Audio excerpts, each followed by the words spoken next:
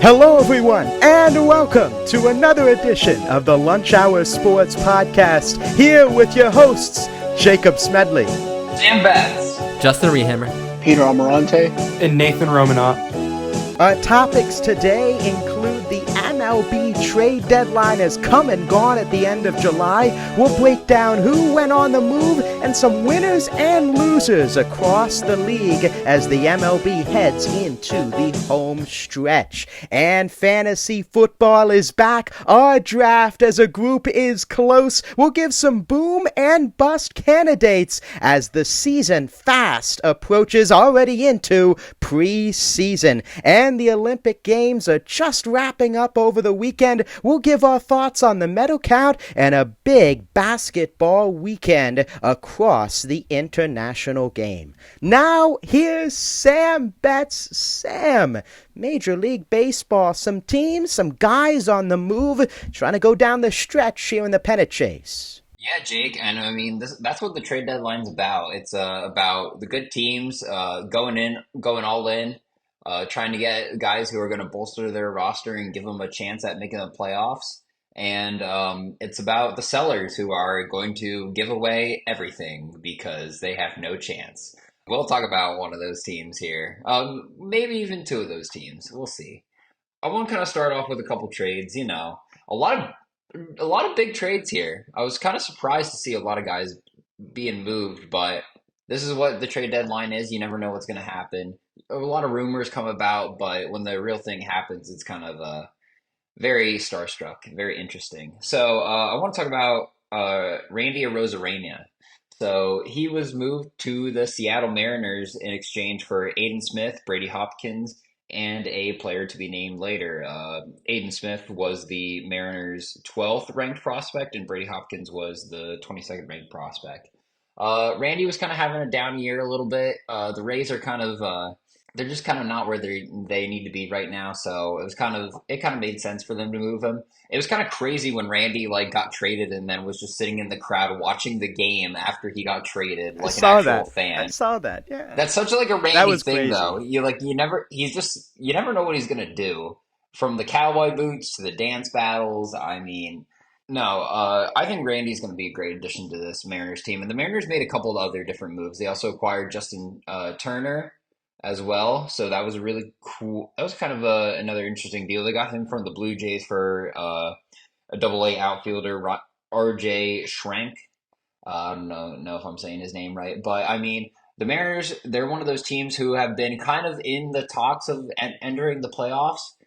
They're trying to bolster their roster, and these are two kind of veteran guys who are going to try to improve that team. Yeah, I agree, Sam. And just to kind of comment on that, I guess I'll just reveal. I have a little winners and losers list put together here. I'll reveal, the Mariners here. I love the Arozarena move. I know he's having a down year, but he really took off in May and June, swinging the bat well for the Rays. And he's a guy that has been to the mountaintop with the Rays back in 2020. He's been a playoff riser, if you will. And I think that's what the Mariners have been missing. Of course, their offense has struggled during certain stretches of the year. They've had tied for the most shutouts in baseball, but their offense just has gone weeks at a time when not much consistent scoring. And adding Arozarena, a guy that you can plug and play in that 3 through 5 spot in the order, that can go on long-term heaters. They're hopefully getting J-Rod back soon. He's been on the injured list. Victor Robles has been a wonderful addition for them. And they bring in Justin Turner, another veteran who has been to the mountaintop, who can DH, play first, play third. I think those acquisitions are huge, especially once again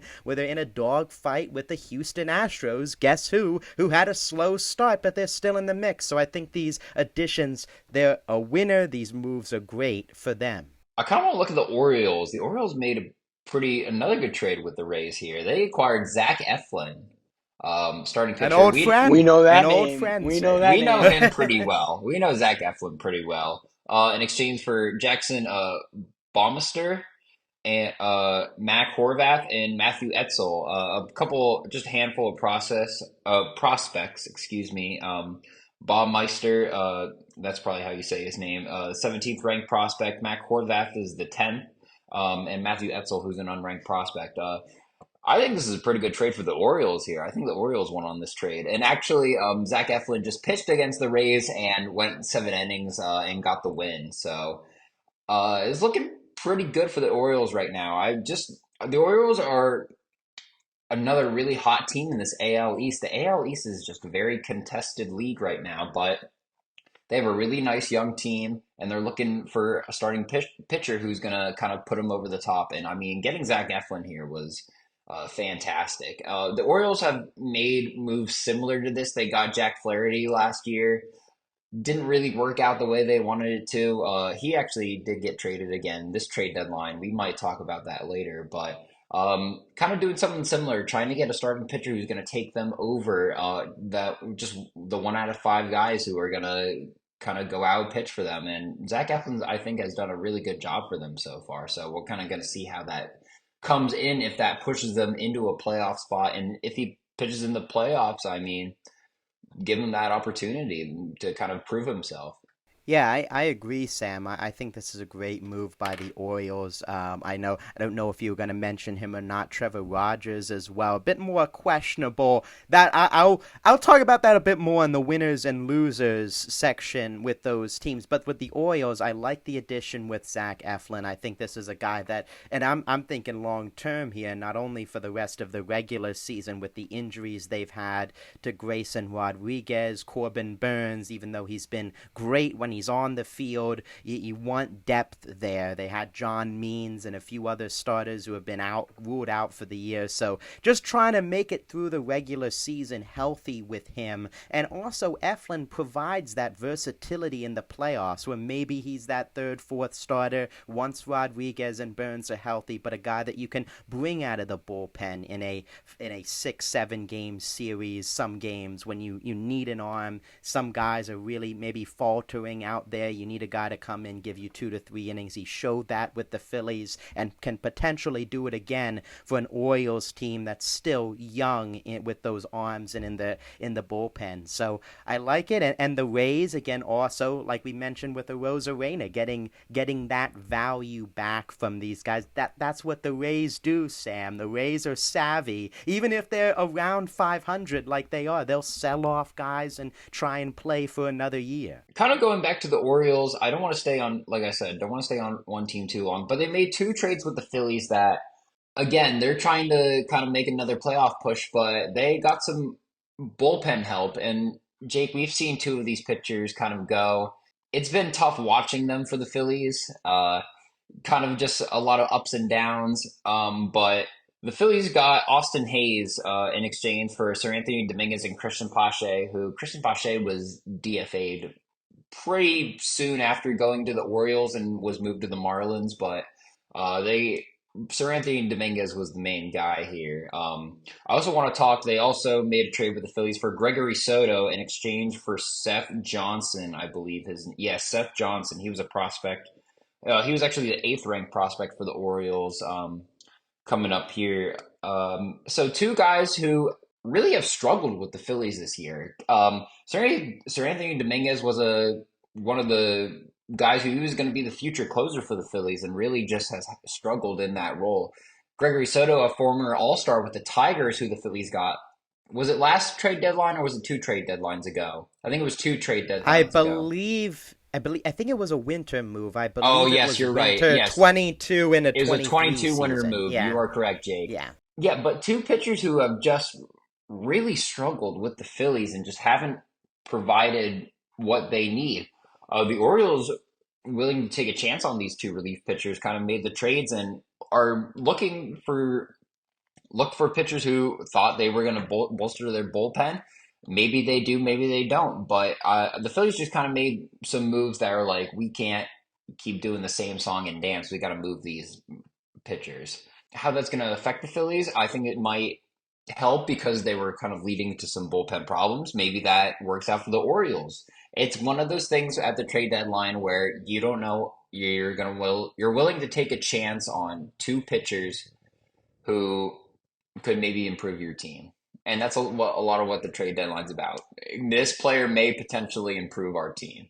Exactly. And it's like unless you're trading a superstar, even a star caliber player, I'm right there with you, Sam. You're taking a gamble not only for the player and how they're going to perform the rest of the season with the streaks, the ups and the downs, but also the clubhouse, especially with teams like the Phillies and the Orioles. When you see those top teams, I mean, it's very interesting, both kind of feeding into the others like strength or weakness needs. The Phillies needed a right-handed hitting outfielder. They were able to pick up Austin Hayes, who was the odd man out in Baltimore. And then the Orioles getting multiple relievers. Of course, Pache didn't stay too long, but as like a rotational defensive outfielder. But they needed more arms in that bullpen, and they're taking a shot on guys that have struggled.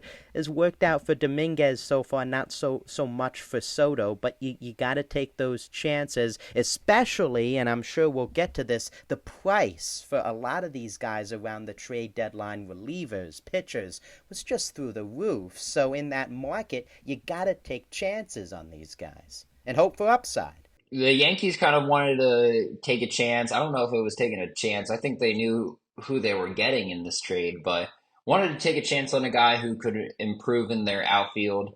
And they took Jazz Chisholm from the Marlins. The Marlins kind of had a fire sale this year. I mean, left and right. If you wanted a player, here you go. We'll take all your prospects. The Yankees got Jazz Chisholm for Agustin Ramirez, Jared Serena, and Abraham Ramirez, who I think all of them were pretty close to being top prospects. I know Agustin Ramirez and Jared Serena were top prospects for the Yankees, but I mean, and Jazz Chisholm's been on fire with the Yankees, hitting multiple home runs and 4 or 5 game stretch with them, and I mean, he's just been on fire with them. It was almost like It's almost like he's a new player. Honestly, I mean, we've seen he's been an all-star with the Marlins. He's been a star with the Marlins, but he came out on top, and he's like, I'm playing for this. I'm playing for the Yankees, and we're gonna make something happen here. And he certainly has so far in his short time with the team. So I think the Yankees got a great player. I think Jazz Chisholm has been a great player. He's shown it so far in his short time in the MLB, but I think it's I think they got another star to add to this Yankees star-studded roster.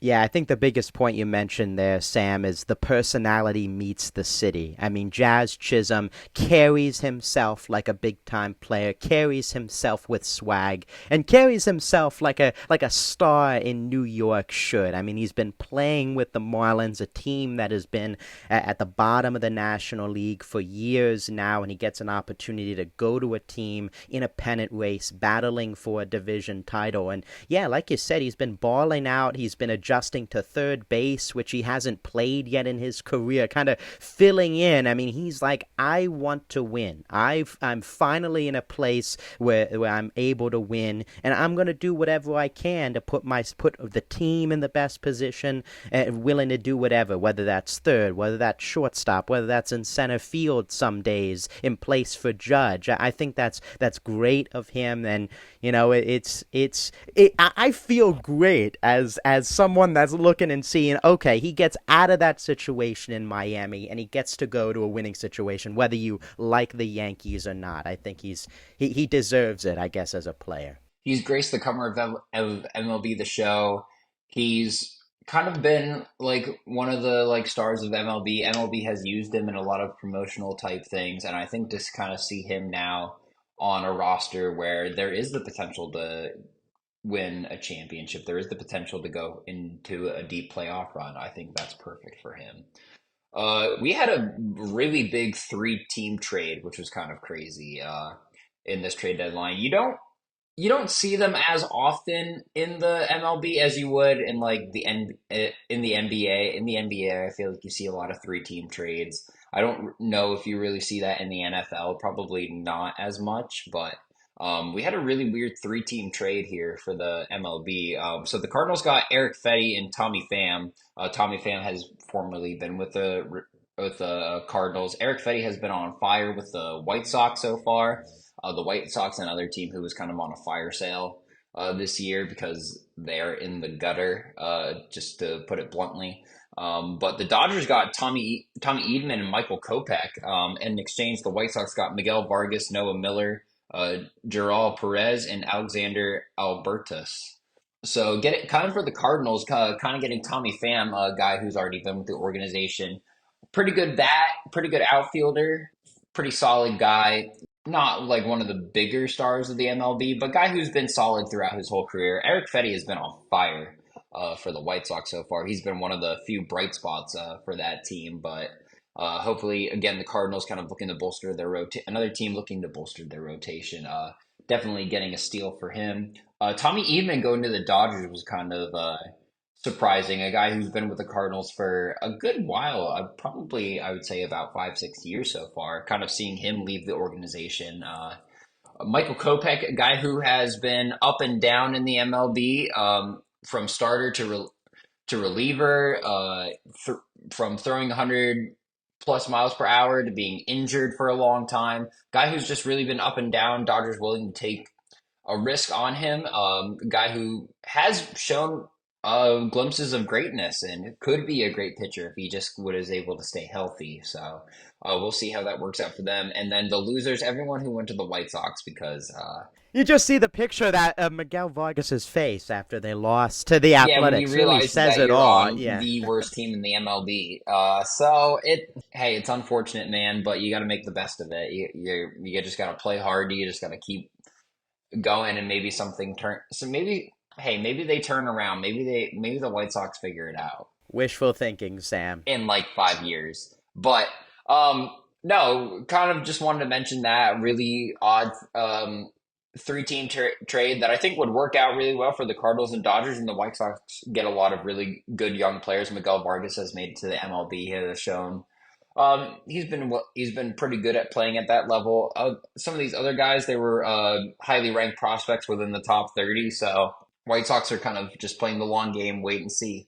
Yeah, I think I like it for the Cardinals. Eric Fetty was phenomenal in the KBO, came back this year and is having really a career renaissance. So the Cardinals, really all of these, veteran pitchers that they have over there with Lance Lynn, Kyle Gibson, Sonny Gray. Now they pick up Eric Fetty while they continue to fight for the wild card. I think Tommy Pham is a much needed right-handed bat into that lineup that has Burleson, that has Carlson, who they actually moved to the Rays. They got a bunch of these Lars Nootbaar, these left-handed hitting outfielders. They needed a right-handed hitter in Pham, who has played in St. Louis, I believe, before during his younger days. Going back there. And then the Dodgers, yeah, Tommy Edman, I think I was kind of looking into it or thinking about it, and it's like Chris Taylor has really struggled for them. I think Edman is like that young Chris Taylor who could take that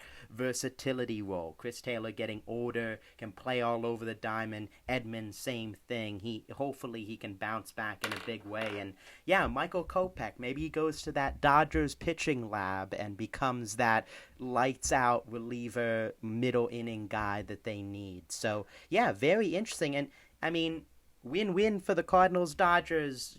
Just a question mark for the White Sox, because you'll have to wait and see the haul. You'll have to wait and see. This team is directionless, Sam.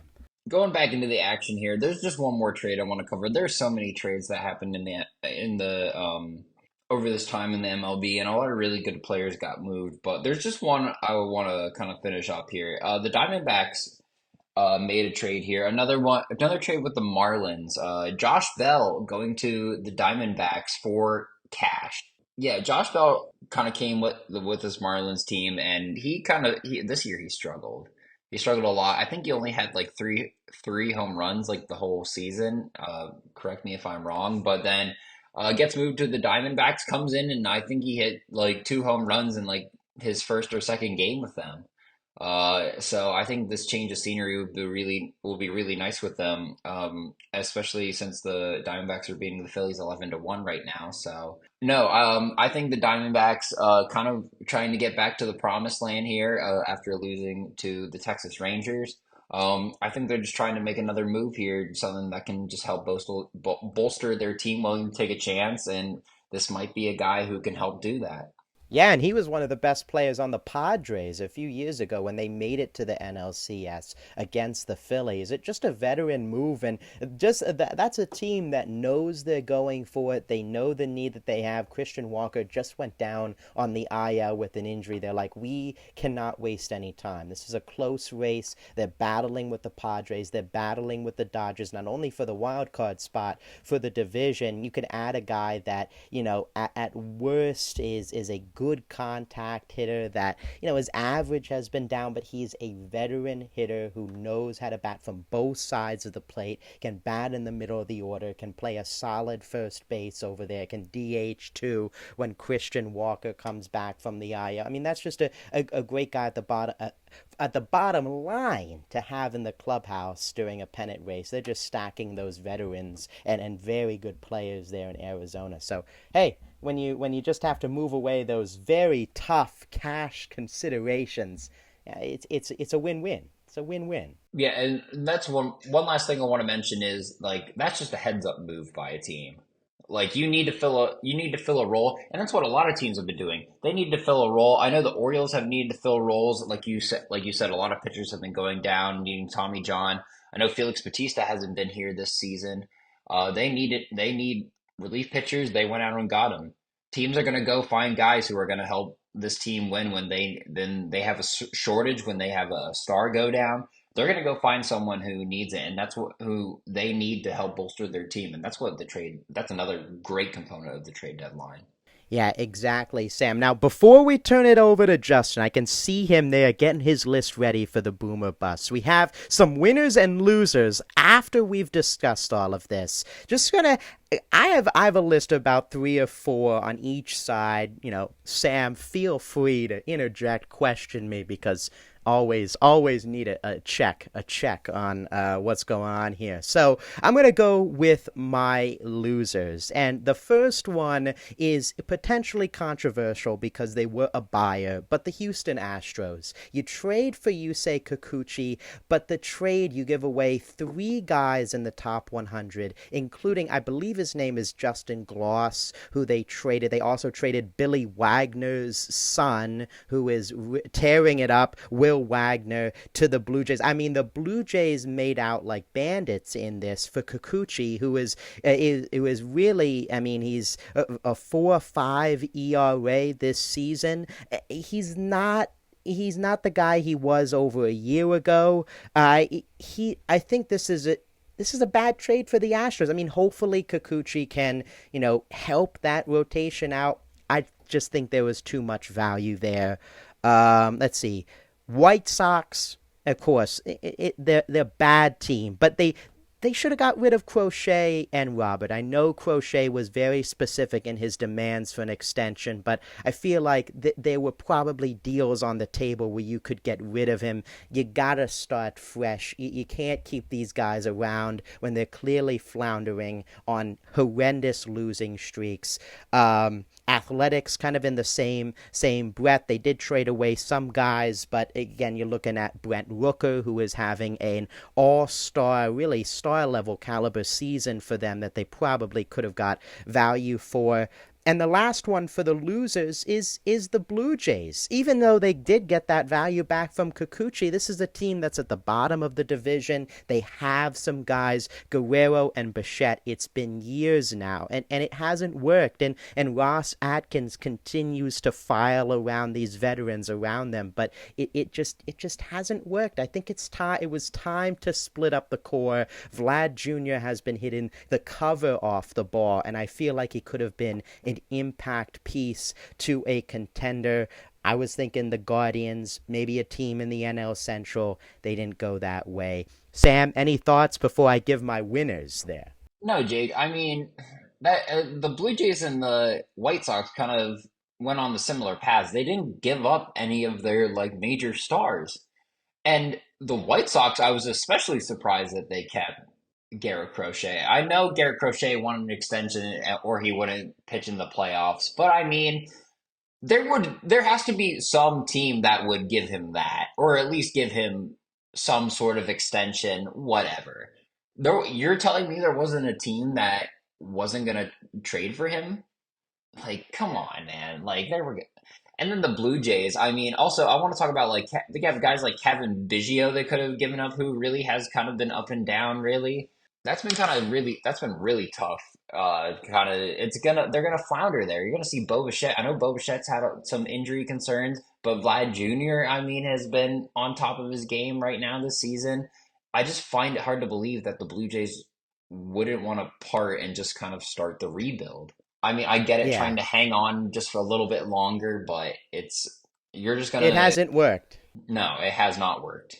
Yeah, so I mean, even a guy like Kevin Gosman, we'll stop beating a dead horse here. Moving on to the winners, and then we'll get to boom or bust here, as Peter is putting on wild glasses for behind the scenes listeners later on. Winners, I got the Mariners. We mentioned them earlier with Arozarena, Justin Turner, what they did there.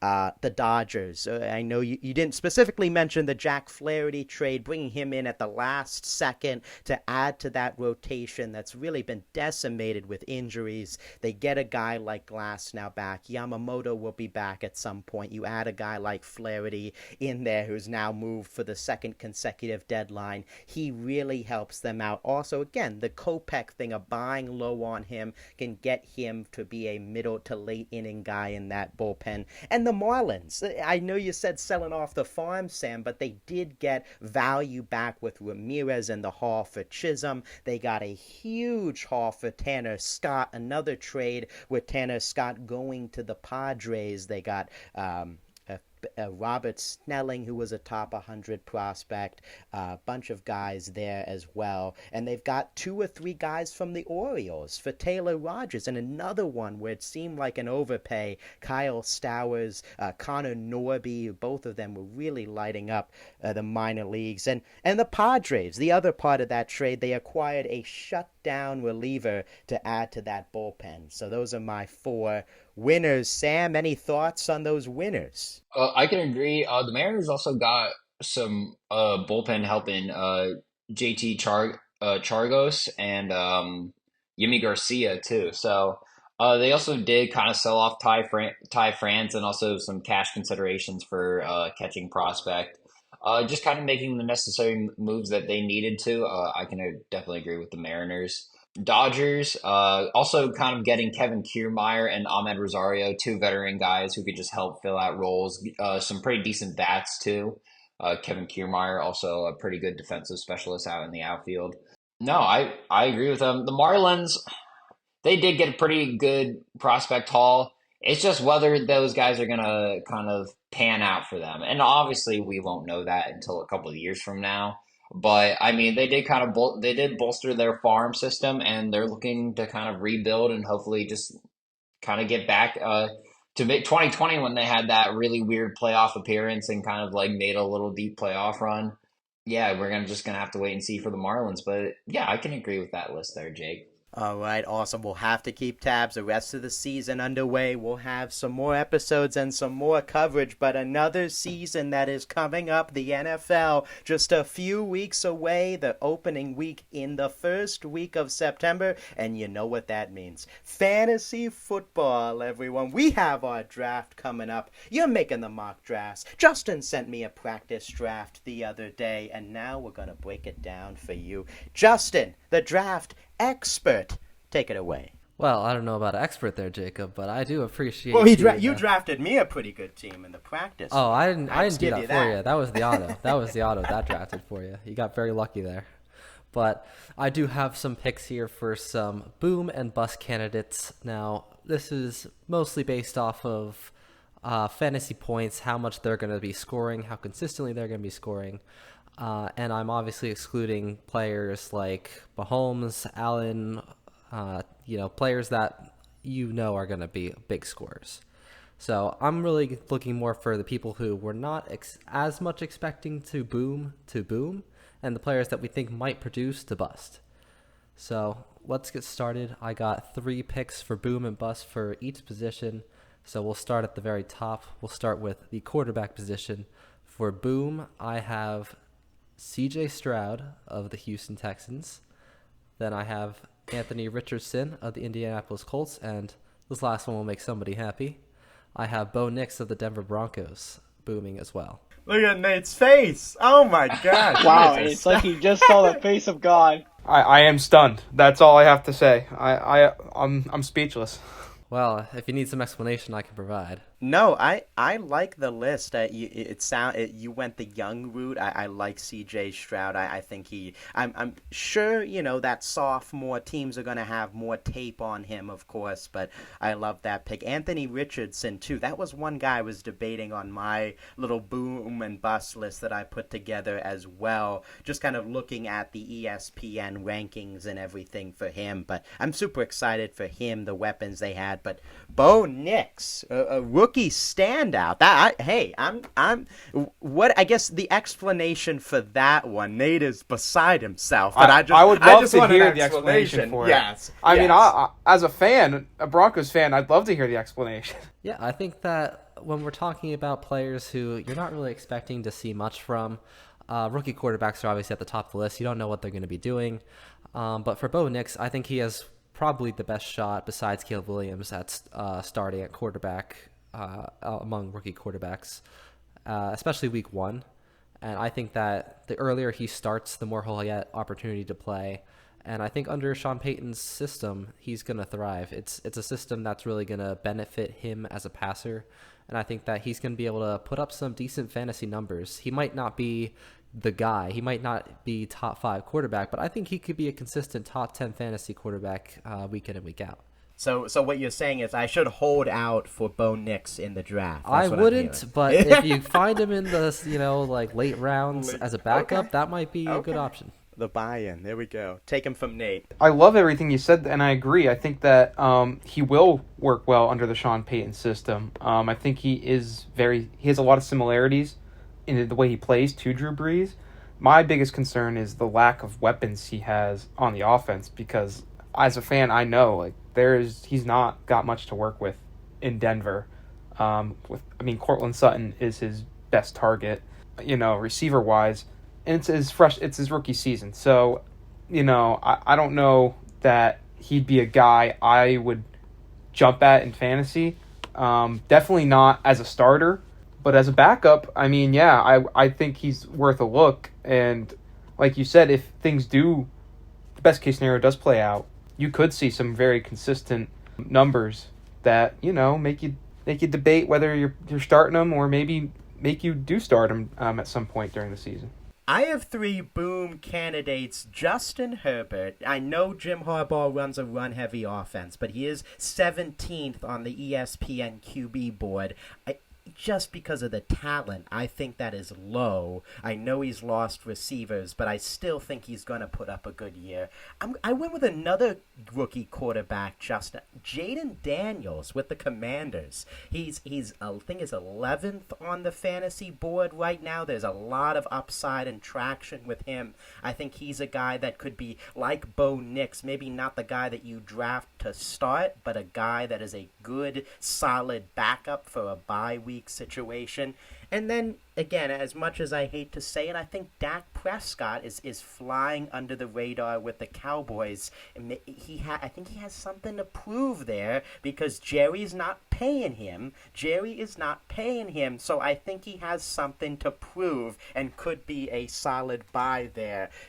He's on that, again, starter if he falls that low, but if you get, a guy and not different guy that shines, he could be a very, very good backup option. Yeah, I think you're right. I think Dak Prescott definitely poses a bit of upside, a bit more ceiling, I guess, than his floor. So I think he's a Boy, solid it's a boom good candidate. thing there's no postseason. There's a good thing there's no postseason in fantasy, because people would be regretting it. I mean, as someone who had Dak Prescott as their quarterback in last year's fantasy, I'd like to mention that he did perform really well for me a lot of the time. But I just want to no, he performed really well for me. He's probably one of the reasons why I was able to finish so highly in fantasy last year. So Yes, but take it from the man who defeated you in the playoffs. yes, you did. All right. But anyways, yeah. But as to why I got so high, I think Dak played pretty big role in that, scoring 30, even 40 plus points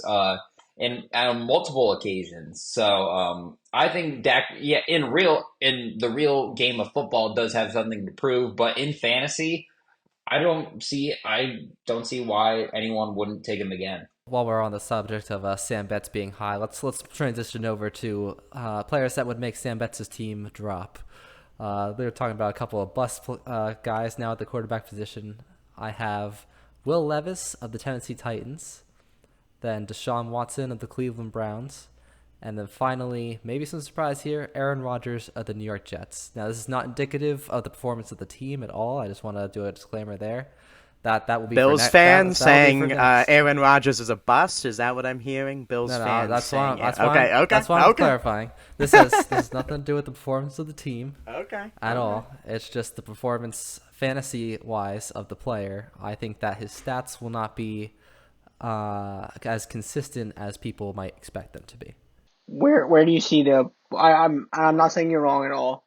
Where do you see the plot holes in his performance? You see it in the receiving core that he has. You see it in the potential O-line weakness. Where do you see the flaws I in his think the performance? first number we have to talk about is his age, which is 41 now, right? 40, 41. Something like that, yeah.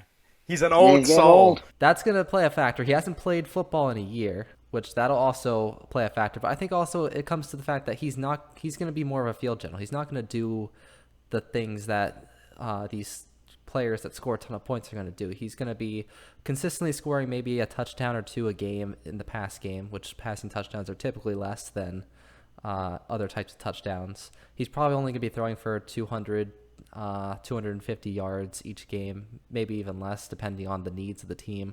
I think that it just comes down to the Jets getting to a more consistent scoring without the need of like extra play.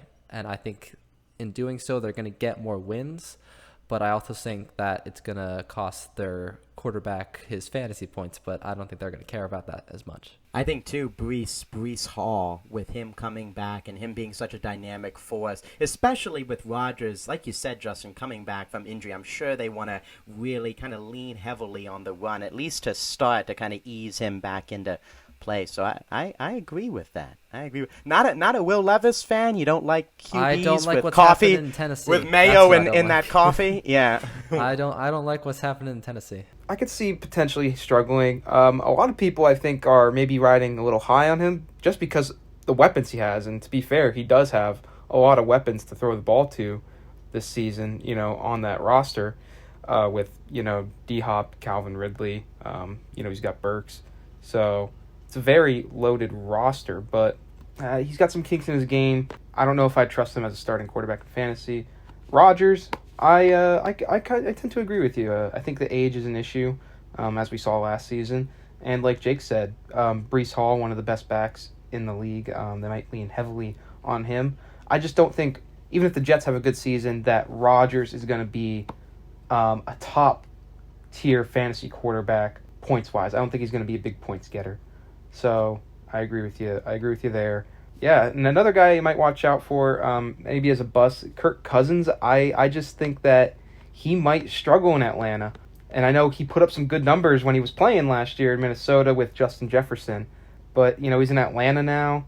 He's also getting up there in age, coming off an Achilles injury. So he would be a guy I would also be wary of in terms of fantasy quarterbacks. A lot of people are saying, oh, Atlanta's this dark horse team this year. Watch out for Atlanta. They're going to be this dark horse team. And now I'm not taking anything away from Atlanta, but Kirk Cousins' biggest target is Drake London.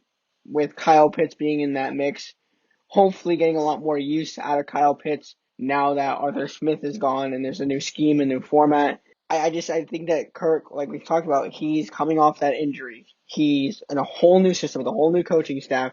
And even for a seasoned veteran, that takes a little bit of time to learn and to adjust to. And when you've been playing with a team for so long, especially with a team with Justin Jefferson, who's arguably, one of the best receivers in the league, I would dare say, maybe top 3. If you're going to pick Kirk Cousins up in your fantasy drafts, he should be a backup focus rather than your main starter because of those weary unknowns with new teams, new schemes, new players. Yeah, I'm right there with you. I had Kirk Cousins, a few others. Sorry, Justin, I don't mean to hold up the train here, but one that might make Peter also upset and throw another bird up on the screen is Jalen Hurts. And I am being transparent as an Eagles fan.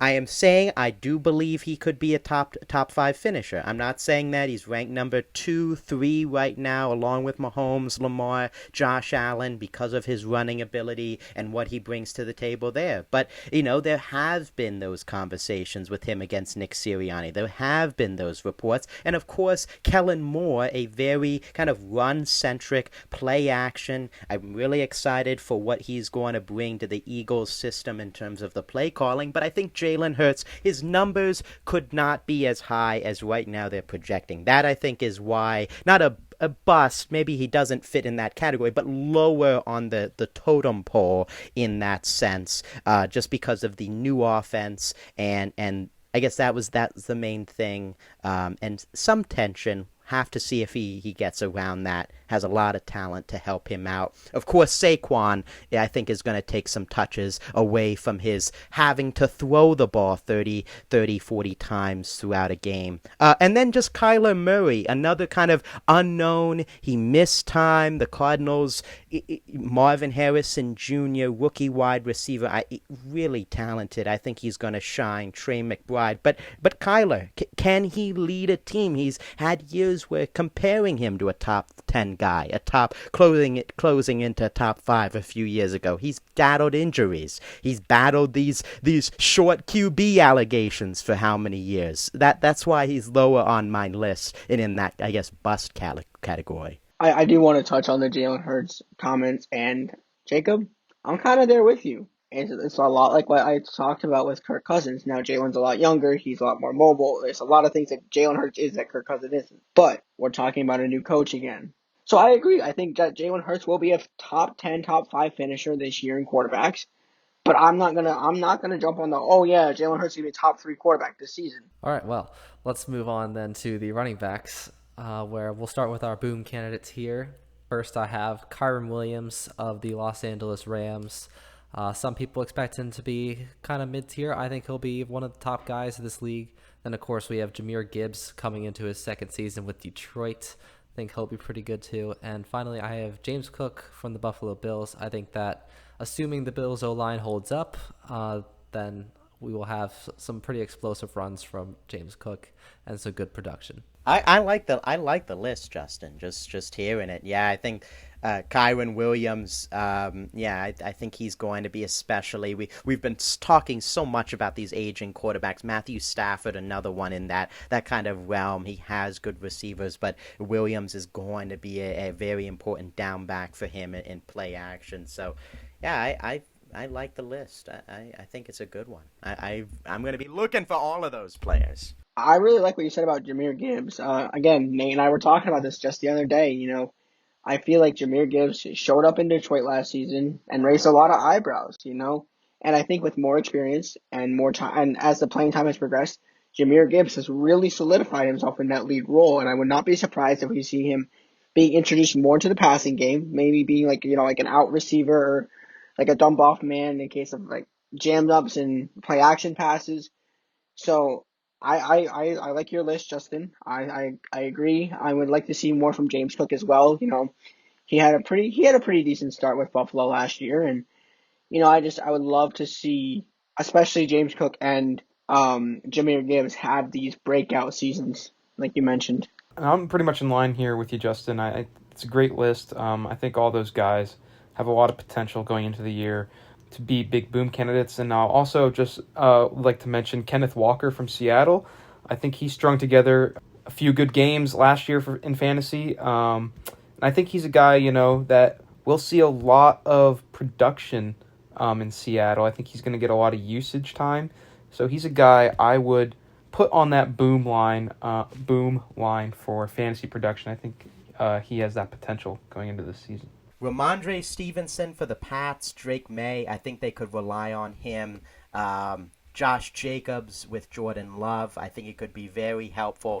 I think he's a kind of a younger version of Aaron Jones where he's at right now. Could help him out in the play action. They really like that on early downs. And Jaylen Warren, Cam, Joey, where you at? I think that he is going to be important, especially for Russ cooking in the kitchen there in Pittsburgh, and Justin.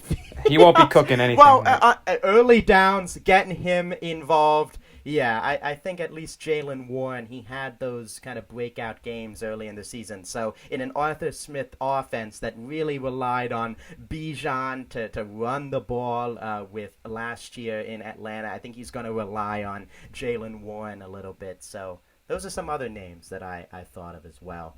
It was interesting, though, Jacob, that you mentioned Jalen Warren, because if we look at my busts here, I have Jalen Warren of Pittsburgh. Oh. Alvin Kamara from the Saints, and Aaron Jones out of Minnesota. Two out of three, Justin. I had Jones, Kamara. I had James Conner for the Cardinals too. But right there with you. That's crazy. Yeah, that's crazy. That is crazy. Well, I guess we'll talk about our discrepancy here. Jalen Warren for me. Listen, I had him in fantasy last year. When he was good, he wasn't that good. And when he was bad, he was really bad. The sting of betrayal, I see. A little bit of the sting of betrayal. Where, Jalen Warren, I think the problem is he's in a two-back system where Najee Harris takes some of the reps away, and then they expect too much from him. And I think it leads to him getting benched sometimes when he shouldn't be. They really just play the hot hand there, and I think that honestly hurts him. And I think it's going to continue to hurt his production in Pittsburgh, and I don't think that the quarterback situation is really going to help. I see that. I was thinking more of like he could, in a best case scenario, be a good flex player on a team. I guess that's what I was thinking. But I guess on the line he's one of those. You can have your opinion. I put him there. I'll stick with it. And I see your opinion, though, too. I think it's definitely possible as well. Yeah, but on the opposite end there, James Conner, it's a little bit of the opposite dosage where I had him on all of my fantasy teams last season, and he was great for me. So, yeah, and I think he's probably going to decline just because of his age. Possible. He's getting up there in age. Yeah, that's all. That's all with me. I drafted him in Madden 24, and he is awesome. Like, he's just great. Well, I mean, he took a lot of damage. James Conner, like we talk about, his age is getting up there. He's taking more and more hits, and he's had injuries in the past. If I'm not mistaken, he's had leg injuries in the past that he beat cancer too. I mean, he's a warrior. Yeah. Yeah, he is a fighter, and I give him major props for continuing his fight and for him constantly overcoming the obstacles of your own physical health. But I think he will diminish a little bit in his fantasy production. But it'll be interesting to see how much he's utilized this year in Arizona, if it is the same as last year or if it is much different. And, I want to throw something out there. This might be a bit of a hot take, but I think on the bust line here, we have to throw out Derrick Henry at the running back slot. Now in Baltimore. Yeah, that's true. I'm going to throw him out there. I don't know that he'll see as much usage as he did in Tennessee, where he was a crutch for that offense. Let's be honest. Absolutely. Ever since they locked A.J. Brown, absolutely. Yeah. And now he's coming into an offense with the reigning MVP Lamar Jackson, who is one of the best dual-threat quarterbacks in the league. But I feel like, they're starting to move towards maybe a bit more passing the ball with him, with the likes, obviously, Mark Andrews at tight end. And they've added some weapons. Yeah, Zay Flowers, who I believe has potential to be an emerging star receiver in the league. So I think that, I'm not saying that Derrick Henry by any means is going to be bad. I just think that there's diminishing value with him in fantasy. I don't think that he should be as highly regarded as he was in seasons past. Yeah, definitely agreed on that one. But let's move over to the wide receiver room now, the position that's typically taken first in our drafts.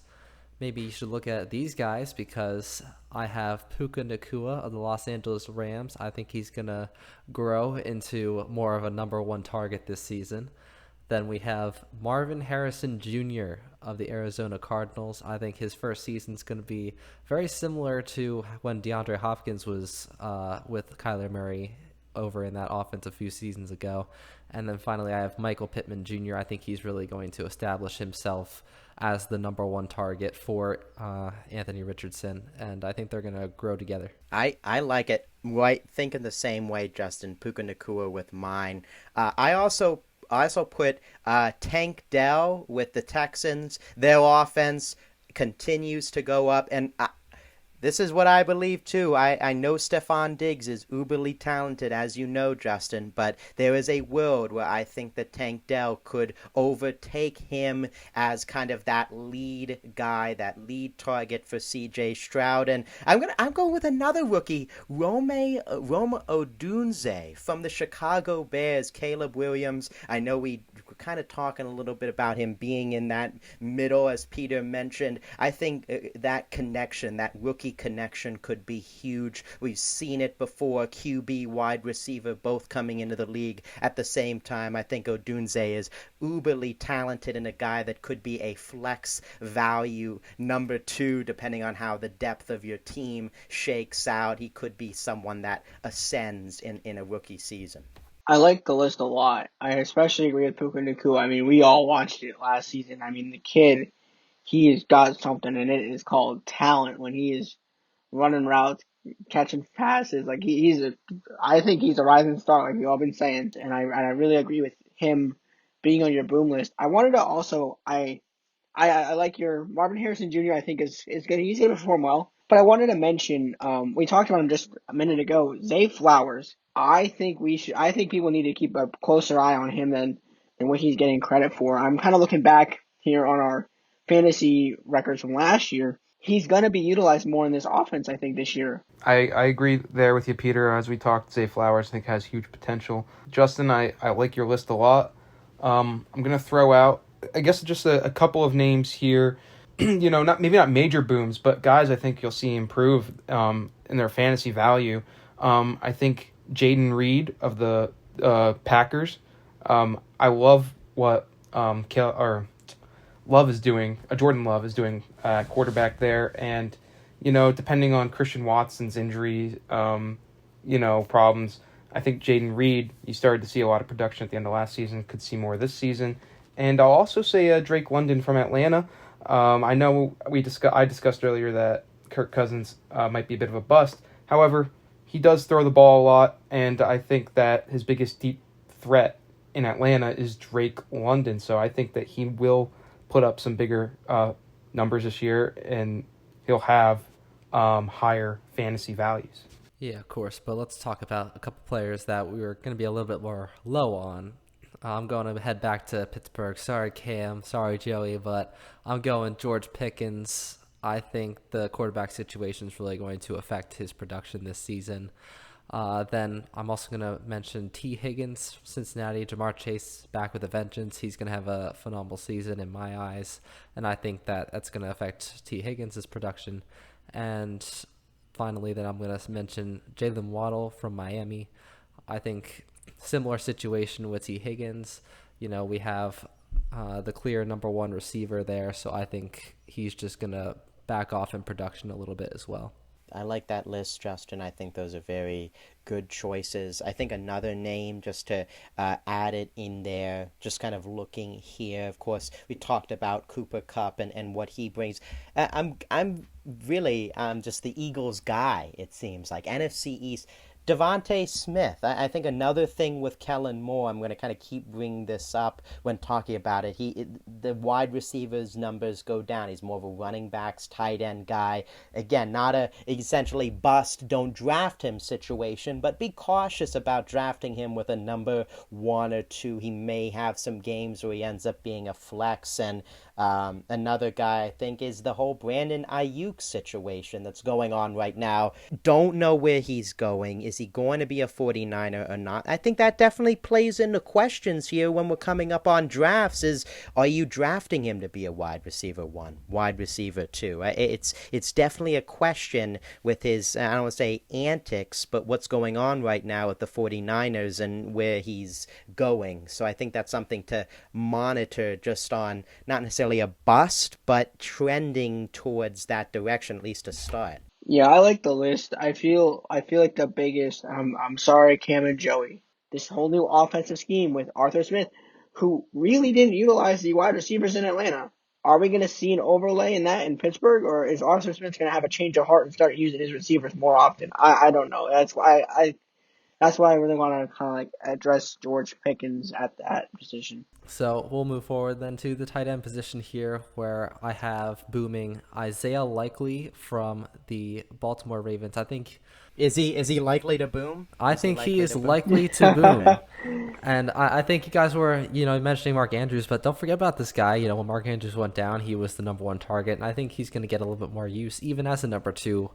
I think he's going to be one of those sneaky guys that can win you a game or two if you decide to play him at the right time. I think then, of course, Dalton Kincaid from the Buffalo Bills, he's about to have a breakout season there with less targets for Josh Allen, less familiar targets. I think one in Kincaid will be very useful. And then Dalton Schultz of the Houston Texans, along with C.J. Stroud, I think he's going to also have a very great season. Sam Betts clearly agrees with me. Nodding his head, yes. Dalton Schultz and Isaiah Likely were guys who I picked up off the waiver wire last year. Oh my gosh, here we go again. Oh my god. I made it. I was so good, The guys. fantasy guru, Sam listen, Betts. yeah, Dalton Schultz toward the end of the season did have a couple bad games where he only scored like 2 points, but like there were a couple games where he scored like 20 points or like 15 points, and it was pretty consistent, and I really like that. So I agree with you, Justin, on Dalton Schultz for sure. Isaiah Likely did come in and help a couple times too. So Justin, I thought we were going to go 2 for 3. I had Dalton Kincaid as well on my boom list, especially with Diggs gone. He's going to get a lot of looks, I think, over the middle and as a security blanket for Josh Allen. I really hate to be bringing up all of these Eagles, NFC East players. Dallas Goedert. I mean, Kellen Moore loves his tight ends with Jake Ferguson and the guys that he really put on the map in Dallas. I think Dallas Goedert, no pun intended, is going to get some looks. And David Njoku, I think for the Browns, is another tight end that I think could also be booming. Booming is the business. I like what you said with David Njoku. I was going to mention it if you hadn't. Justin, I did like what you said about Kincaid there. I think he will be a very big target for Josh Allen this season. I did want to mention, I don't know how we're all feeling on Sam Laporta. I don't know if we're just assuming that he's going to have another really good breakout year, but I would say he's due for another great year, great season. Jared Goff really liked the way he worked, and keep your eyes open on Sam Laporta again, folks. I think that he should be somebody that you guys should be paying attention to.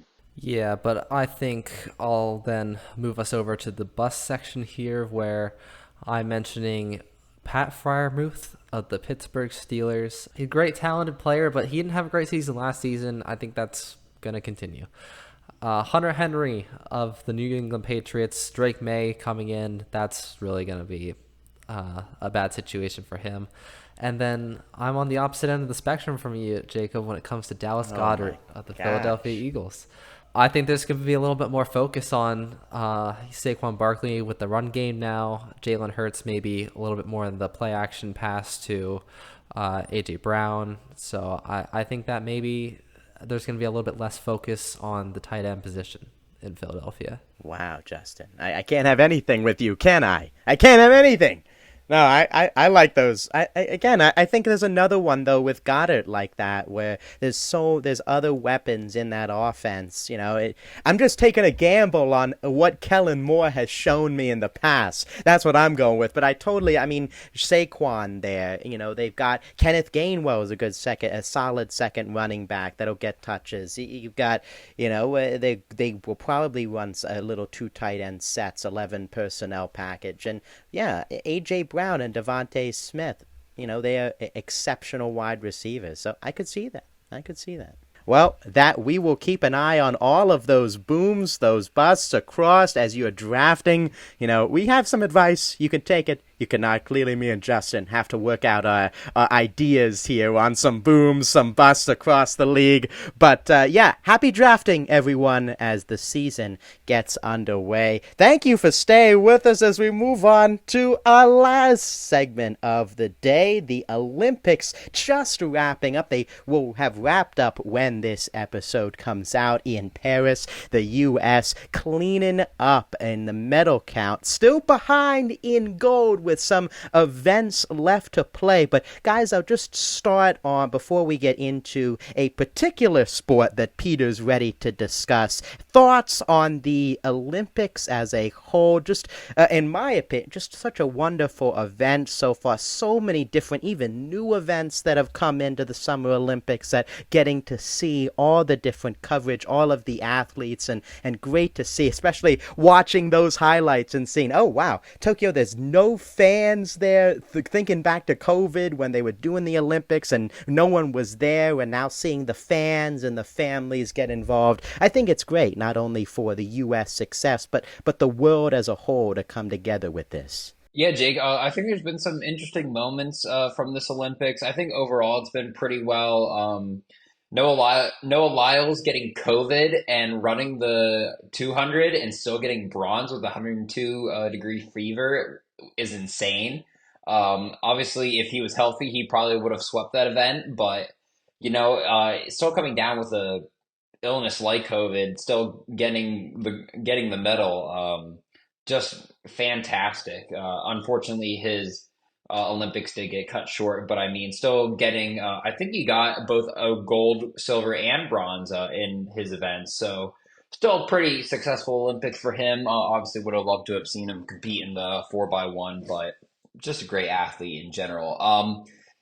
The Seine River provided some interesting moments too. Some triathlon athletes getting sick after the event. Now, whether it's actually connected to the river or not has not been discovered yet. But a lot of concerns with the Seine River before the Olympics started.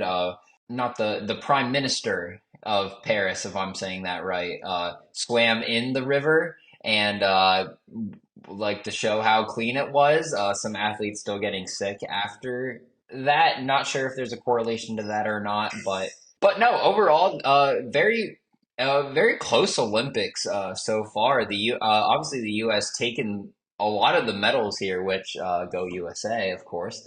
But kind of interesting to see who's going to come on top with the most gold. China's been doing very well, even beating the U.S. in some sports. I think they beat them in table tennis, and I think they beat them in a couple other. Actually, I think we won table tennis this time Oh, around. really? Oh, really? They were sweeping the floor with diving, and I know they said they just won a gold in boxing too. China's doing great. As of right now, China has one more gold medal than the United States with 39, the United States being 38. But overall, the United States has 122 medals, and China has 90 in second. And then Great Britain surpassed France today for the third most medals, at 63, and France has 62. Thanks for the update, Pierre. Well, of course, those listening will know the final count, final tally on the final day. But Fantastic Olympics so far. I mean, for Team USA, I know for me personally, and I think I also speak for Justin when saying swimming, probably my favorite part of the Summer Olympics. And we can't not recognize Katie Ledecky. incredible. Four medals once again this Olympics, taking home the gold in the 1500 and the 800 meter freestyles respectively. I mean, she's just incredible. She also became the most decorated female Olympian in the U.S. history. So I mean, just kudos to her. She is truly something to behold when she gets out in the pool. Then Léon Marchand from France, I think we have to recognize how great he was too. I mean, he won 4 individual gold medals in the men's 200-meter breaststroke, 200-meter butterfly, 200-meter individual medley, and the 400-meter individual medley, and then a bronze too in the 400 medley relay. So he had a fantastic Olympics in the pool for France. A young guy coached by the same man who coached Michael Phelps. So definitely a guy to watch for the future when the Olympics come to LA in 2028. Yeah, just one last quick shout out I wanted to do for one of these athletes, Kate Douglas. She is a swimmer for the United States. She also performed very well, and I want to shout her out because I actually swam against her a couple of times. Not me personally, like in the pool with her, but I did go to swim meets with her competing. So it's, congratulations for making the Olympic team and for performing so well. That's awesome. Yeah. I love watching it too, especially with Ledecky, where it's like you see the camera frame. It's like no one is even in the same. They had to zoom out to include the other swimmers just because of how dominant she was. It just dominance. But I like seeing the miles too, where it's like this is how far she's swam across the world. Just incredible what she continues to do at this stage, and yeah, just incredible. Her Simone Biles too with Simone Biles, gymnastics too. That was phenomenal. incredible. She took home, I believe, four medals this Olympics, 3 gold and a silver. She once again won gold in the all-around individual gymnast competition, which she won gold for all the way back in 2016. So, I mean, after, we all saw her struggles in Tokyo, what she went through to come back and dominate like she did in this Olympics, I think was just incredible. And it's really a treat to get to watch that again here. So, I mean, shout out to her. She was fantastic. U.S. women's soccer getting the big win today as well. Earlier against Brazil. Well, that was was able to watch parts of that today, so that was really cool to see. Fantastic win for women's soccer, and one specific U.S. team that got a big win not only yesterday, but today. Of course, this is Thursday and Saturday time of recording. The U.S. men's basketball team taking down Serbia 95-91 on Thursday to get to the gold medal game to face off against the home country, France, with the crowd behind the home nation, and the USA prevailing. Peter, you have some thoughts on this game, as you made very clear watching all of the games. I watched all the men's games, and I'm actually, I'm happy to do it because not only do I like watching my country show up and show out in front of the world, but also at the same time, I'm trying to get more into basketball. Like I've been saying over these last couple podcasts, I'm trying to get myself into more of the understanding of the game, understanding of the players, and by doing this, I think it's a great way to do it. So I just have some stats over the last 3 major games. Brazil, Serbia, and France. I have top scorers. I have show out players, and we just need to mention Stephen Curry right now. Stephen Curry in the Serbia game, 36 points, absolutely wild.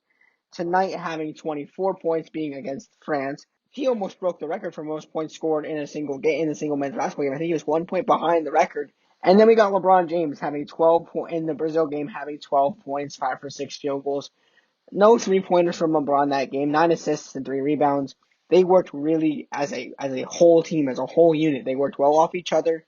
They found each other's strengths. They found each other's I don't want to call them weaknesses, but they found where each other shine, and they really utilized that. Like LeBron found a lot. Anthony Edwards, huge shout out to Anthony Edwards for showing up in times of need. Especially game 1, 17 points, 6 for 10 in field goals. I just gotta say, I'm glad I chose to watch this event. And I'm glad I chose to pay so much attention because it really gave me an appreciation for how these players work within each other, how these players work together as a unit. I wanted to mention 2 guys. I wanted to mention Wemby tonight. Wemby did his best. He put on as much of a show as he could. He was the top scorer for France. I mean, I think that was a given that he would be the top scorer for France. But I also wanted to mention Nikola Jokic from Serbia. He actually made it extremely difficult for these U.S. offenders to score points within the paint. And you could tell why he's been MVP. You could tell why he is dangerous, not only in the paint and outside the paint as an offensive player, but defensively speaking, he put on a tough battle in the first half for the U.S. team. So I just wanted to mention those 2. Shout out to those 2 guys, especially from who are choosing to represent their home countries. That was a great breakdown, Peter. Yeah, I think something that you brought up that I just want to add, of course, we'll wrap things up here in a second, but the camaraderie of this team, they mentioned it on the broadcast too, just kind of coming together like just 3-4 weeks ago to come together as a team with some of these guys on these other nations that have been playing together for years and years, whether it's on a professional stage, whether it's for club teams, stuff like that. So just very impressive. You see that on the gold medal stage. You see them booing Joel Embiid, who turned down to play for France, goes to the U.S., and the team embracing him. All of them putting their arms up, calling on the boos, just that camaraderie that these guys, why you mention it, they're foes on the basketball court, but it's a brotherhood, I think, in the NBA, and it was on display with the United States and even with some of the other players that were pouring their heart and soul out for the game. And that's, I think, what the entire Olympics brings out the best in a lot of these, the friendship, the camaraderie. I love that sort of a show of sportsmanship too across all different sports, the hugs, the handshakes from people across nations coming together. Yeah, and that's really what the Olympics are all about, coming together in sport and competing at the highest level. But at the end of the day, when all's said and done, we're all humans, and sportsmanship should be held above all else. You should really regard those that you just competed with at the highest level, and I think we've seen that throughout this Olympics. I think it's been on display in every event, and it's been great to watch. Honestly, I love when the Olympics come around. Wish it was more than every 4 years. It really does for bring the the summer. best out of people. It really does. It brings the best out of these athletes. And I, like you said, Nate, and this is why I enjoy the Olympics so much, is because you don't see so much hatred. You see camaraderie. So Nate, that was a great statement there. And next week on the Lunch Hour Sports Podcast, we'll solve the world's problems. Thank you, everyone, for listening to another episode. It has gone on long enough. We love talking sports with everyone. Thank you for listening. For more episodes, tune in on YouTube. Once again, for all of us, thank you for listening to another episode of the Lunch Hour Sports Podcast.